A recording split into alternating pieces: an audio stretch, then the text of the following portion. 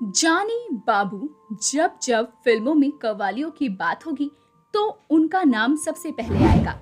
उनका कव्वाली गाने का तरीका किसी को भी मंत्रमुग्ध कर देगा। जब भी आप उनकी गाई कव्वाली सुनेंगे तो अपने आप को झूमने से रोक नहीं पाएंगे। यकीनन अपने वक्त के वो एक बेहतरीन कव्वाल थे। खली वली और रात बाकी है बात बाकी है जैसी बेहद मशहूर कव्वालियों के साथ उन्होंने सालों तक लोगों के दिलों पर कब्जा जमा कर रखा। आज हम उनको खिराज ए अकीदत पेश करेंगे।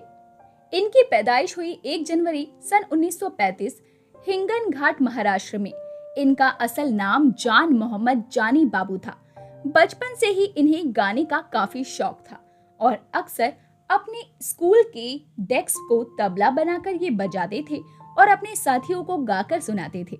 जब ये 10 साल की थी तब इनके स्कूल में एक कव्वाली प्रतियोगिता हुई और उस कार्यक्रम में उस वक्त के 2 प्रसिद्ध गायक आए थे।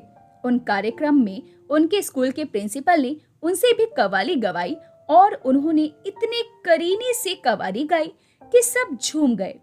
उस दिन उन्हें एहसास हो गया कि कव्वाली में उनका करियर है।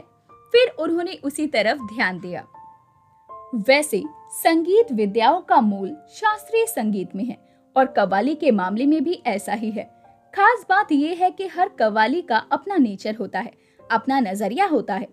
एक धार्मिक इंसान के लिए यह धार्मिक हो सकता है, एक रोमांटिक इंसान के लिए ये रोमांटिक हो सकता है और शराबी के लिए ये नशीला हो सकता है।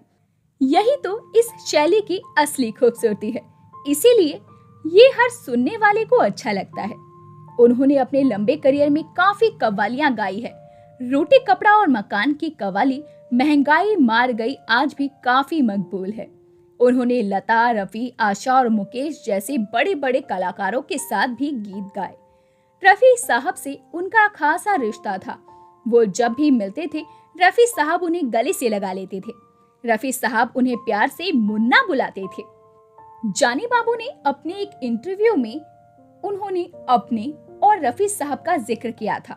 वो कहते हैं कि रफी साहब उनके लिए काफी खास थे। उनकी मुस्कुराहट उनके लिए दवा जैसी थी। खुदा ने उनकी शख्सियत ही ऐसी बनाई थी कि जब रफी साहब की मौत हुई तो उनको लगा जैसे उनकी दुनिया ही लुट गई। वो आगे कहते हैं कि रफी साहब की जगह काश उन्हें मौत आ जाती। रफी के साथ जानी बाबू ने कुल 4 गीत गाए। पहला गीत उन्होंने फिल्म 4 दरवेश में गाया, तेरे करम की धुन जहां में कहा नहीं।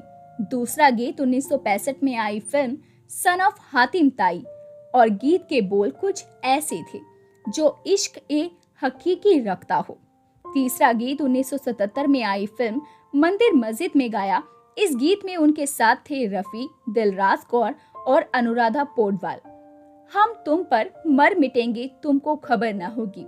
चौथा और आखिरी गीत 1979 में आई फिल्म शिरडी के साईं बाबा में गाया और इस गीत में रफी, जानी बाबू, अनूप जलोटा और अनुराधा पोडवाल के साथ थे। साईं बाबा बोलो बोलो। अगर इनकी निजी जिंदगी की बात की जाए तो ज्यादा कुछ खास पता नहीं चलता, लेकिन कुछ रिसर्च के बाद इनके एक साहबजादे के बारे में पता चलता है। इनके साहबजादे का नाम तलत जानी है, जो 90s के दौर के मशहूर फिल्म डायरेक्टर हुए, जिन्होंने फतेह, हिम्मतवर, रंग और जीना, सिर्फ मेरे लिए जैसी फिल्में डायरेक्ट की। उन्होंने क्योंकि सास भी कभी बहू जैसा टीवी सीरियल भी डायरेक्ट किया। 28 फरवरी 2008 को ये बेहतरीन कलाकार इस दुनिया फानी से रुखसत हो गया। कव्वाली के जहां का ये कलाकार हमेशा याद रखा जाएगा। तो दोस्तों अभी के लिए बस इतना ही।